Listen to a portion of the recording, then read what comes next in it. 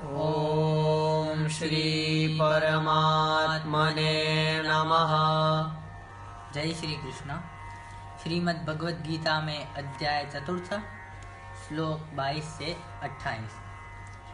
यदृच्छालाभसन्तुष्टो द्वन्द्वातीतो विमत्सरः समः सिद्धावसिद्धौ च कृत्वापि न निबध्यते गतसङ्गस्य मुक्तस्य ज्ञानावस्थितचेतसः यज्ञायाचरतः कर्म समग्रं प्रविलीयते ब्रह्मार्पणं ब्रह्महविर्ब्रह्माग्नौ ब्रह्मणाहुतं ब्रह्मैव तेन गन्तव्यं ब्रह्म कर्म समाधिना दैवमेवापरे यज्ञं योगिनः पर्युपासते ब्रह्माज्ञावपरे यज्ञं यज्ञेनैवोपजुह्वति श्रोत्रादीनीन्द्रियाण्यन्ये संयमाग्निषु जुह्वति शब्दादीन् विषयान्यन्य इन्द्रियाग्निषु जुह्वति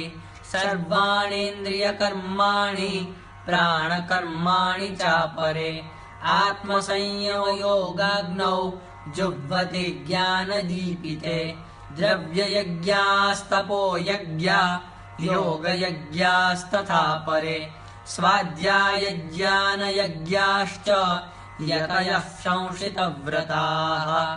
ओम।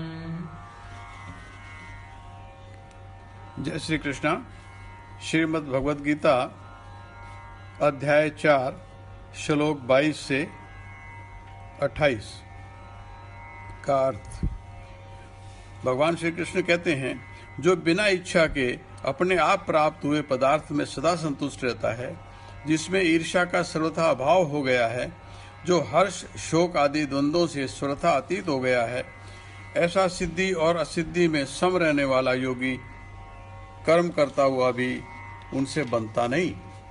जिसकी आसक्ति सर्वथा नष्ट हो गई है, जो देहाभिमान और ममता से रहित हो गया है, जिसका चित्त निरंतर परमात्मा में ज्ञान में स्थित रहता है, ऐसा केवल यज्ञ संपादन के लिए कर्म करने वाले मनुष्य के संपूर्ण कर्म भली भांति विलीन हो जाते हैं।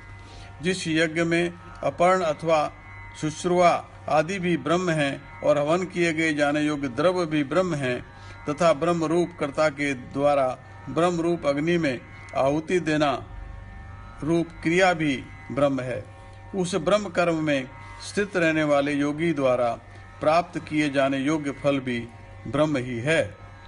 दूसरे योगी जन देवताओं के पूजन रूप यज्ञ का ही भली भांति अनुष्ठान किया करते हैं और अन्य योगी जन परब्रह्म परमात्मा अग्नि में अभेद दर्शन रूप यज्ञ द्वारा ही आत्म स्वरूप यज्ञ का हवन किया करते हैं। अन्य योगी जन श्रोत्र आदि समस्त इंद्रियों को संयम रूप अग्नि में हवन किया करते हैं और दूसरे योगी लोग शब्दादि समस्त विषयों को इंद्र रूप अग्नि में हवन किया करते हैं।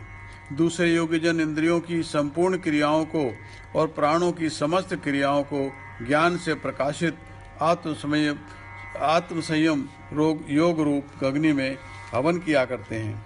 कई पुरुष द्रव्य संबंधी यज्ञ करने वाले हैं, कितने ही तपस्या रूप यज्ञ करने वाले हैं तथा दूसरे कितने ही योग रूप यज्ञ करने वाले हैं और कितने ही अहिंसादि तीक्ष्ण व्रतों से युक्त यत्नशील पुरुष स्वाध्याय रूप ज्ञान यज्ञ करने वाले हैं। जय श्री कृष्ण।